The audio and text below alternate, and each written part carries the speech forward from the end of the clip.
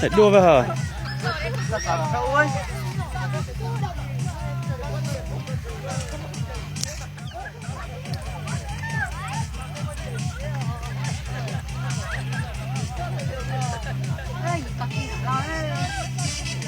Gì hả? Ở dưới cái dạng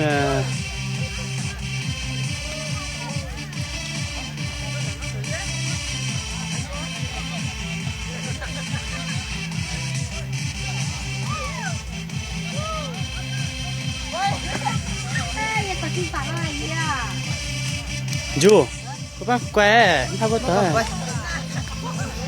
Quay phải.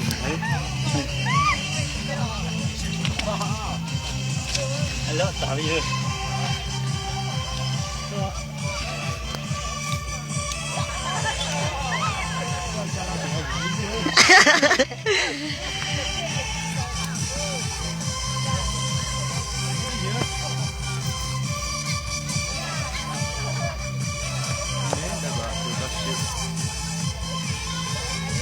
À, trời tao con được gì?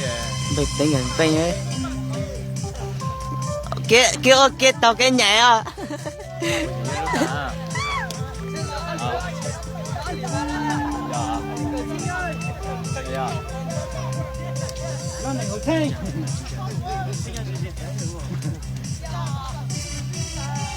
Ơi, biết rồi. Chưa. Thao bớt chưa.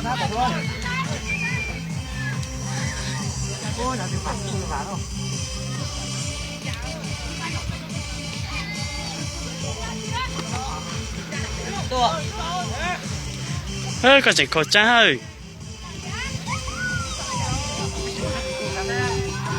Sao đi vào luôn? Sắp bớt. Tới chứ. À, cái tàu này tàu. Nè. Thao bớt sợ. Sợ hẳn lại, bữa ấy luyện rồi xanh này. Nhẹ nó. Ừ. Hả? Bữa chỉ cho thi đua đấy, bữa ấy dạng chưa có tí to lắm. Tí to. Lấy luyện nó tại tí đó luyện chứ nó. Bữa lại ra nó ý luyện này gọi xanh trắng này gọi xanh trắng này xanh.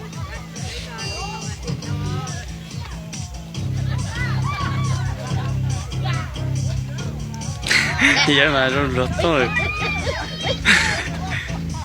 Ông nói cho nên sợ đi điện nha.